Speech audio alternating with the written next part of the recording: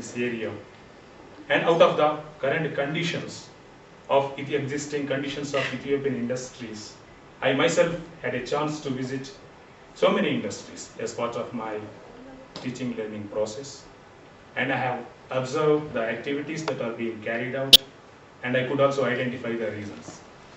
And probably because of the knowledge I have in this field, I felt it is the need of the hour to at least create awareness about the technology that is available elsewhere in the world, which is not being applied here. So that is the reason why I have selected this paper. Of course, I have not used any statistical techniques. Dear colleagues, you have to excuse me. The only reason why I have selected this and why I am giving this is to give awareness, and I believe it is really useful for the future of Ethiopia and Ethiopian citizens. So with this introduction, please give me permission to begin my presentation.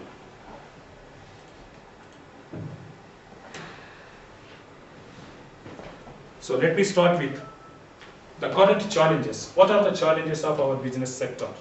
What are the challenges of our industry? At what stage are we presently?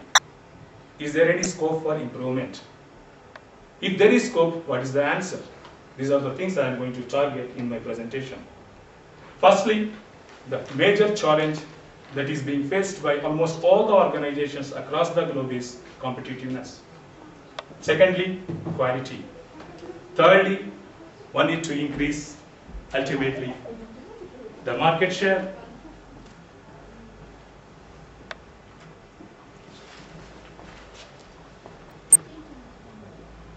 Right?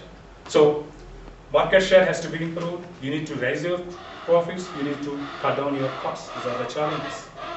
Now, why we are unable to do this, especially the developing countries like Ethiopia? What are the causes?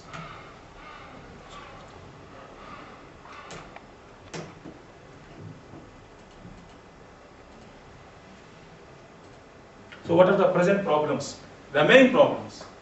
I myself visited so many industries. For example, you go to some finance section. They don't have any clue about what's happening in the purchasing section.